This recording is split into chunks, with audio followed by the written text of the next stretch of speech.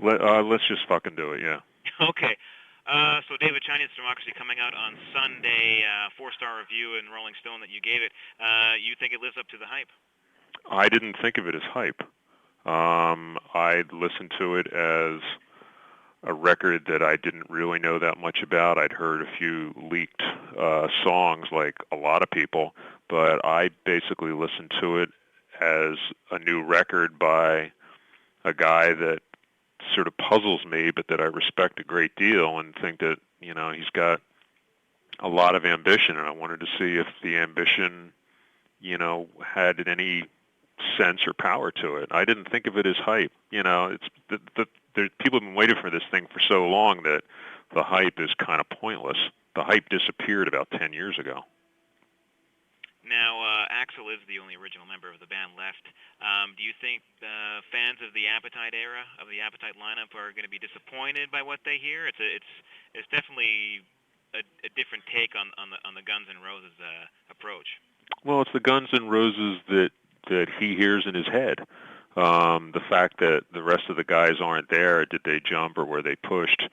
In a way it's almost kind of irrelevant now because so much of that happened about 9 years ago. I think that there are aspects of the record that actually do sound like the original 5 that made Appetite for Destruction. I think it sounds a lot more like the band that made Use Your Illusion, which was actually a kind of,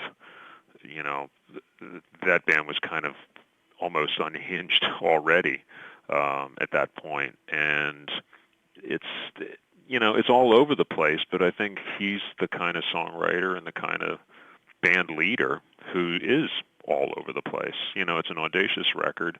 I think it actually succeeds much more than it doesn't. There are maybe 1 or 2 tracks that aren't, I could have done without. I think 14 songs is a little bit much on any record.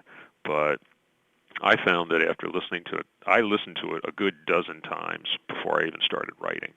So it was not at all my being romanced by hype or wanting to be the first guy off the block to say this, that, or the other. I lived with that record really hard before I even started to figure out what to say. Do you think in 2008 a Guns N' Roses CD can be relevant to what's going on in the music scene right now?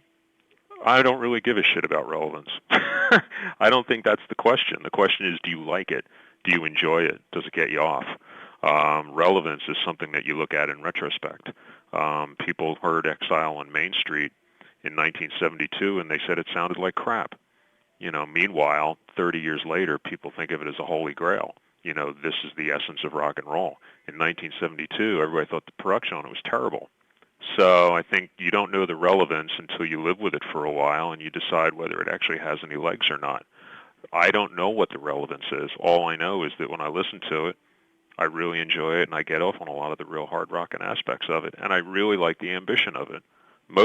A lot of bands, a lot of artists, they just, they may be ambitious, but they're too busy worrying about what the fans will say. Axl really doesn't care. His whole thing is, I'm going to take forever to do it. This is it. Like it or lump it. And that's, as I pointed out in the review, that's one of the most rock and roll things about it. Do you think what Axl represents in sort of his single-mindedness and not caring about what other people think or relevance, that sort of thing, do you think a lot of what he represents is missing today?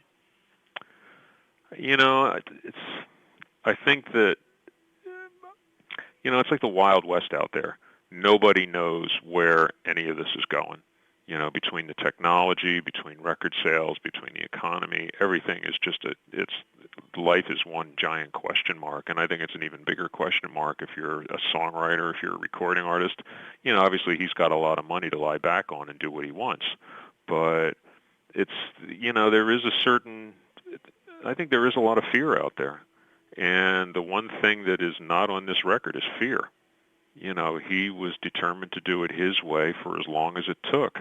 Whether it was the right way, whether he should have spent all that money, whether it was worth 15 years, you kind of got to decide that for himself. You have to decide that for yourself. He decided for himself that it was. And I kind of admire that. I'm not sure it was the wisest thing to do.